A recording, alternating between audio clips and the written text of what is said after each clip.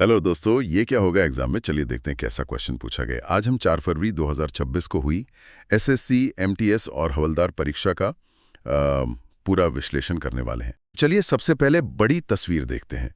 परीक्षा 4 फरवरी को 4 शिफ्ट्स में हुई, सुबह, दोपहर, शाम और रात। जी। कुल पद 7,948 हैं, जो एमटीएस और हवलदार दोनों को मिलाकर हैं। और सबसे पहली और अच्छी खबर यह है कि परीक्षा का जो ओवरऑल डिफिकल्टी लेवल था वो आसान से मध्यम था। लेकिन यहाँ एक बहुत ही महत्वपूर्ण नोट है जिस पर ध्यान देना जरूरी है। हाँ, सबसे जरूरी बात, सेशन 1 जो है वो केवल क्वालिफाइंग है। सिर्फ क्वालिफाइंग? जी, यानी कि आपकी जो मेरिट लिस्ट बनेगी वो पूरी तरह से सेशन 2 के अंकों पर बनेगी।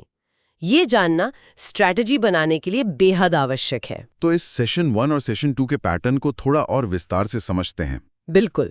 तो देखिए, सेशन 1 में मैथ्स और रीजनिंग है, कुल 40 प्रश्न और अंक 120।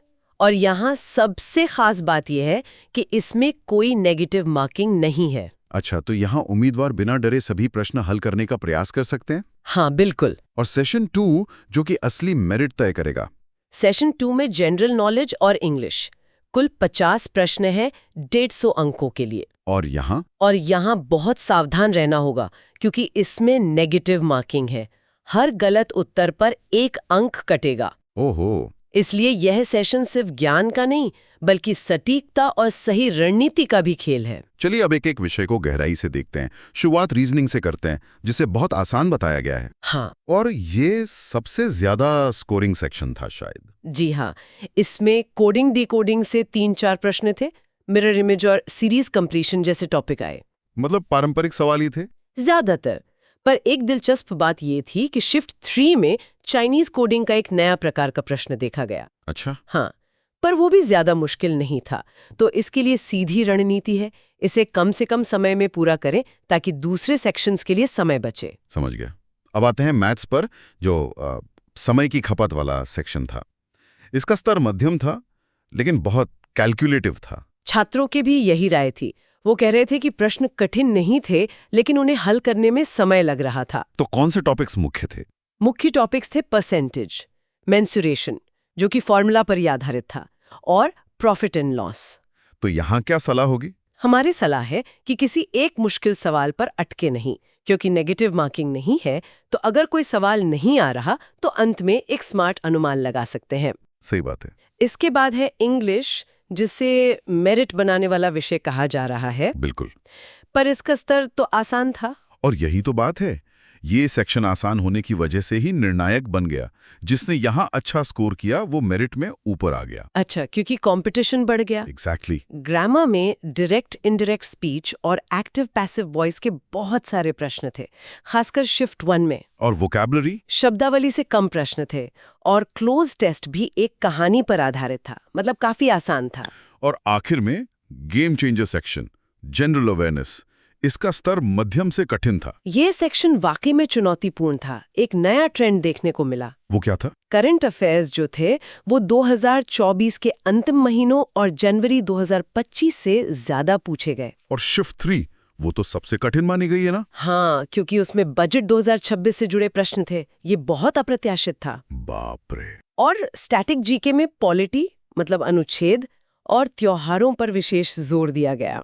हमारे पास कुछ वास्तविक प्रश्न भी हैं जिससे कठिनाई का सही अंदाजा लगेगा। जी। जैसे एक सवाल था, पोंगटुकुह त्योहार किस राज्य का है? इसका उत्तर है अरुणाचल प्रदेश। सही। और भी कई तरह के सवाल थे। खेल से पूछा गया कि पैरालंपिक्स 2024 में तीरंदाजी में गोल्ड किसने जीता? हरविंदर सिंह। जी।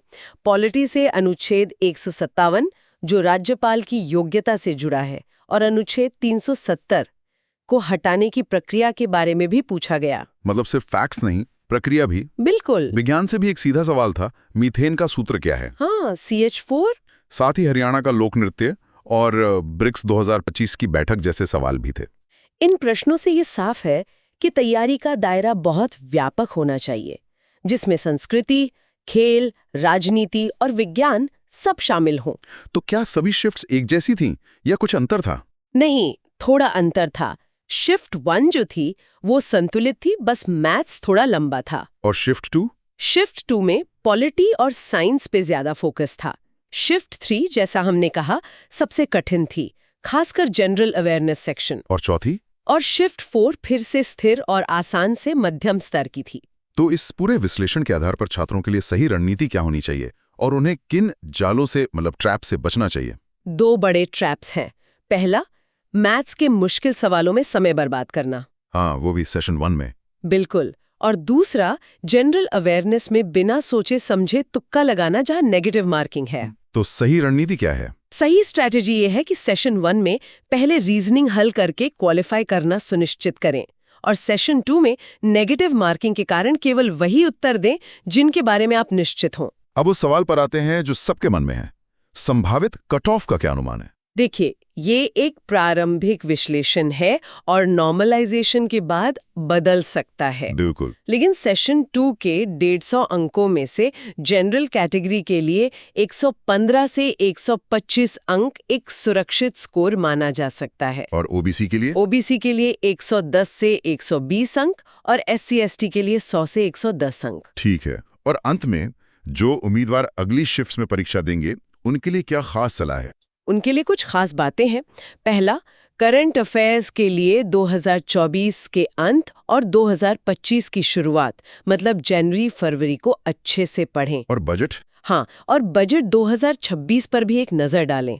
दूसरा, मैथ्स में कैलकुलेशन स्पीड बढ़ाएं और पॉलिटी में अनुच्छेद 1235 और 150 से आगे, मतलब राज्यपाल राष्ट्रपति वाले अनुच्छेद जरूर देखें। और कोई प्रैक्टिकल टिप? अपने जरूरी दस्तावेज जैसे ID प्रूफ और एडमिट कार्ड की फोटोकॉपी तैयार रखें। बस। तो कुल मिलाकर ये विश्लेषण हमें बताता है कि पेपर संतुलित है, लेकिन स्मार्ट रणनीति और समय प्रबंधन बहुत बहुत महत्वपूर्ण है।